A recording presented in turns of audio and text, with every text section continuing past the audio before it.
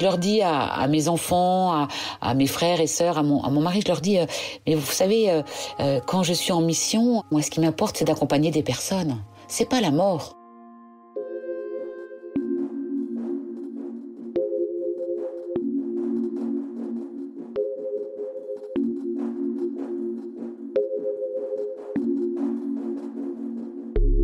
Depuis le début de la crise du coronavirus, le déroulement des obsèques est soumis à des règles très strictes, afin d'éviter toute propagation du Covid-19.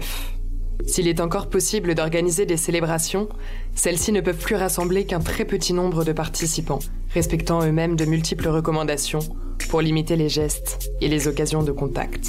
Pas plus de 15 ou 20 personnes ne sont ainsi autorisées à se rendre au cimetière ou au crématorium. Catholique laïque, Béatrice de Marignan travaille au sein de la pastorale des funérailles du diocèse de Nantes.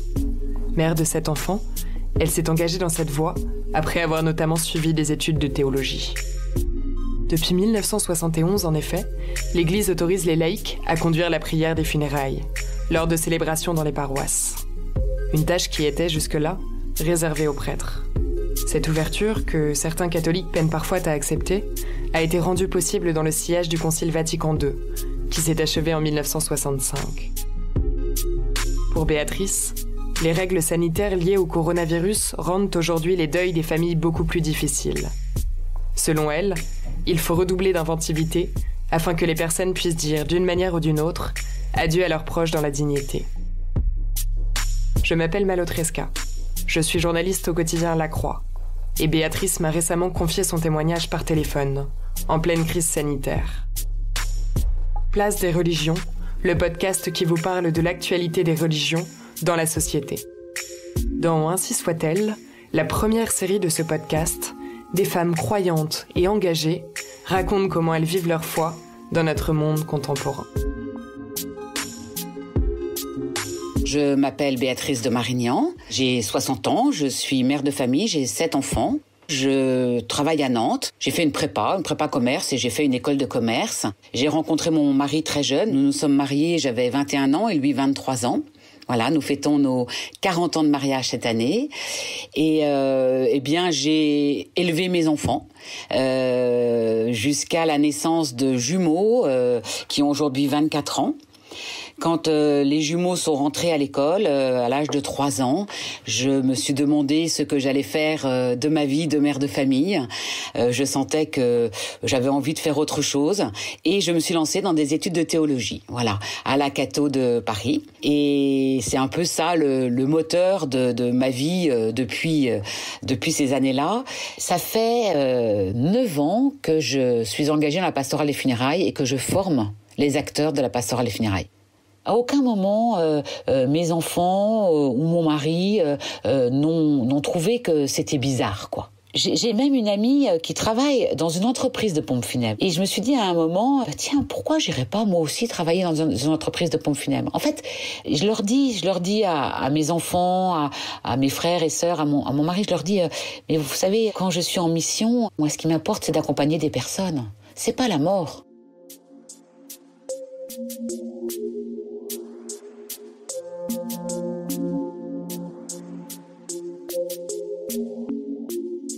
Alors maintenant, dans beaucoup de paroisses, il y a ce qu'on appelle des équipes d'accompagnement des familles en deuil. Des équipes de personnes bénévoles qui reçoivent les familles, les écoutent, les font parler, raconter l'histoire de ce défunt-là, l'histoire de ce décès-là, leur histoire de famille, et qui vont les aider à préparer la célébration. Elles vont les accompagner pendant ce temps de préparation, qui peut être assez long, hein, on peut rester quelquefois 2 heures avec une famille, et après pendant toute la célébration. Voilà. Ça, c'est le rôle des équipes d'accompagnement des familles en deuil. Il y en a maintenant en France, pratiquement dans toutes les paroisses. Et puis, depuis 1971, l'Église de France a autorisé que des laïcs puissent conduire la prière des funérailles. On appelait ça des officiants.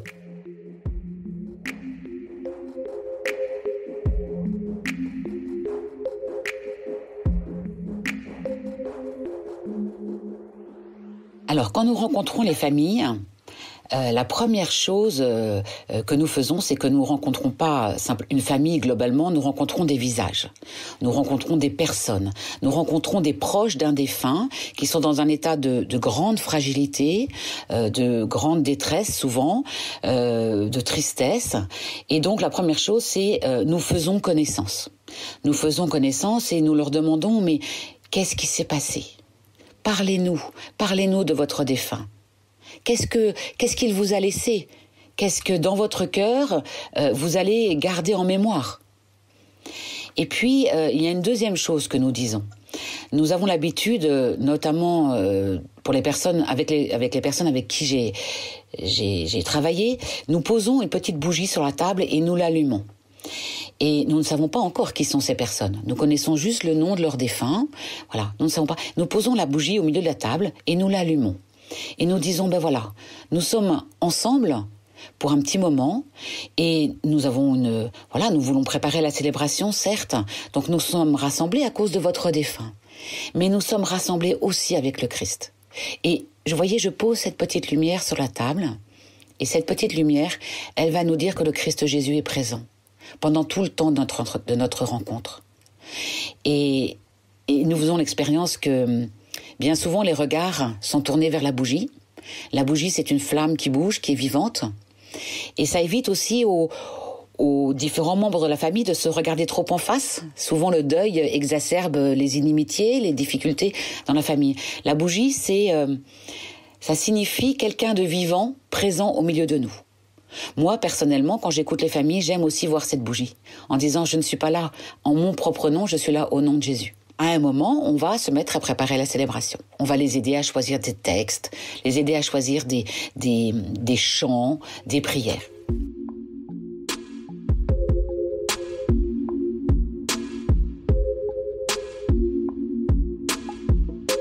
Au moment où nous commençons la célébration, nous prenons le défunt dans nos bras.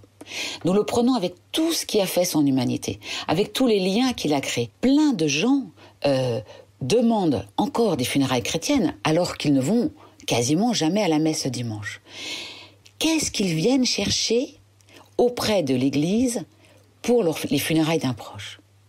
C'est une vraie question. Pourquoi est-ce qu'ils viennent frapper à la porte de l'église au moment où ils sont dans un état de tristesse, de perdition pour les funérailles d'un proche?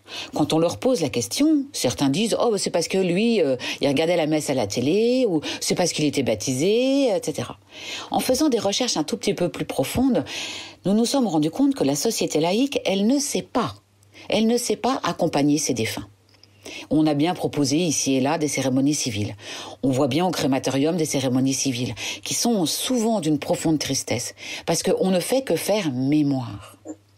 Ce que propose l'Église, c'est de faire mémoire du défunt, de l'honorer. Ça, c'est aussi ce que veulent les familles, mais elle propose aussi une espérance. Jamais je ne parlerai ni du purgatoire, ni de l'enfer, ni du paradis, ni du jugement à des familles que je reçois. Pas du tout. La seule chose, s'il me pose la question, mais il est où maintenant notre défunt ? Je dirais, le Seigneur l'attend, le Seigneur l'accueille. Je n'irai pas plus loin, je ne vais pas aller faire du prosélytisme. Bonsoir Damien Leguet, vous êtes philosophe, vous êtes enseignant, vous êtes inquiet, vous considérez qu'on ne peut pas abandonner les mourants, les morts et les vieillards pour des raisons hygiénistes. On ne peut pas enterrer les morts à la sauvette, rapidement, en catimini ou avec un service minimum, tellement minimum qu'on se demande même s'il y a quelque chose qui se passe à ce moment-là, et considérer que les vivants vont se réparer. Alors avec la pandémie, nous avons un peu changé notre manière de faire. Les équipes d'accompagnement des familles en deuil vont faire la préparation des célébrations par téléphone avec les familles. Donc on ne se voit pas. Moi j'ai des amis qui en ont fait là, qui m'ont téléphoné, qui m'ont dit mais c'est incroyable, même au téléphone, des choses magnifiques se disent. L'église aurait dû être remplie par les cousins, les oncles, les tantes et les amis de cet homme décédé brutalement à 48 ans. Il n'est pas mort du Covid-19, mais la maladie s'est quand même invitée à ses funérailles. Elle a limité le cortège. Seulement 20 personnes sont autorisées autour du cercueil. On aurait voulu qu'il y ait beaucoup plus de monde que ça. On a été obligés de choisir. malheureusement. Et beaucoup de personnes auraient voulu être là, mais nous sommes que 13, puisqu'il faut compter le prêtre, il faut compter les personnes qui animent la messe, il faut compter les porteurs. Donc ça enlève énormément de personnes qui peuvent être proches du défunt et de la famille.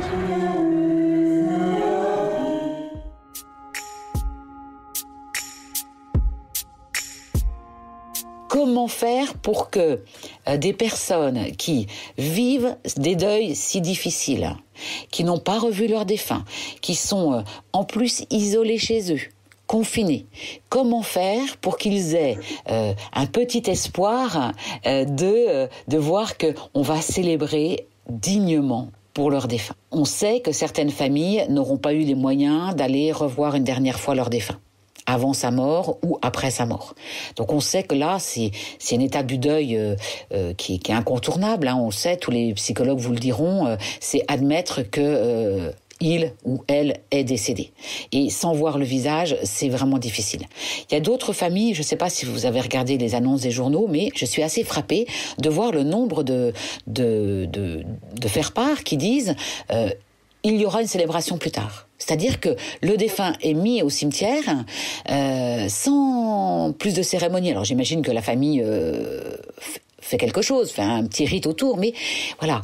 Et ça aussi, c'est quelque chose de humainement inacceptable et qui va venir contrecarrer la possibilité d'avancer dans le deuil et qui va venir noyer, qui va venir désespérer encore plus les familles.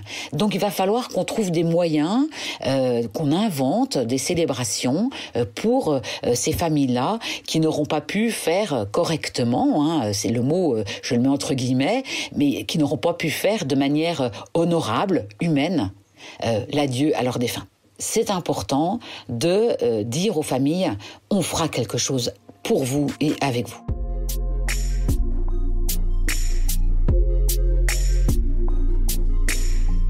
Alors, est-ce que ça va changer quelque chose, cette pandémie, dans notre manière de célébrer des obsèques ? Je ne sais pas trop. Moi, je sais que dans ma manière de célébrer à moi, ça va changer quelque chose. Parce que moi, ça m'a rendu tellement plus consciente de la fragilité des personnes, tellement plus consciente de la solitude, de l'isolement. Donc forcément, dans ma manière d'accueillir les personnes et de prier avec elles et pour elles lors des funérailles, moi, ça va changer quelque chose.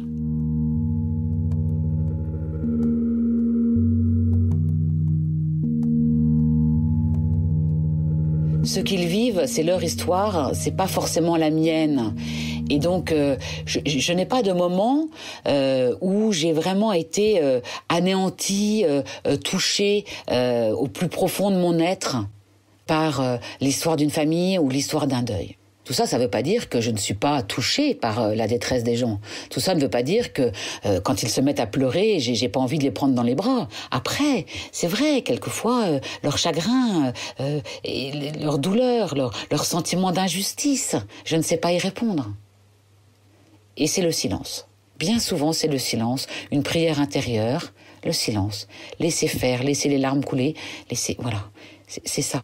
Nous leur mettons des petits ponts très légers, des échelles de cordes au-dessus de ce fossé de l'absence, en leur disant, mais si, tu peux peut-être traverser. Dans les ravins de la mort, je ne crains aucun mal. Cette idée que le ravin de la mort peut se traverser, mais que nous leur donnons la main et que nous le traversons avec eux, voilà, c'est une idée de vie, quoi, voilà.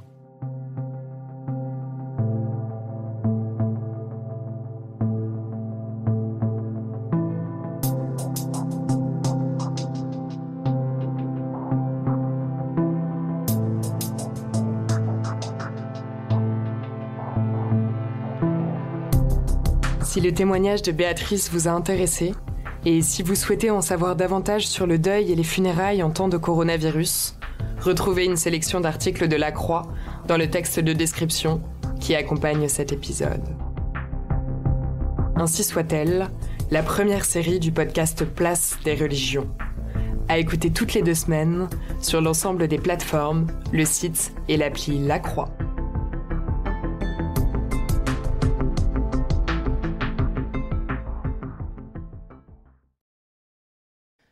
Vous avez aimé ce podcast ? Découvrez l'actu traitée autrement avec La Croix. Toutes nos offres d'abonnement sur la-croix.com/abonnement.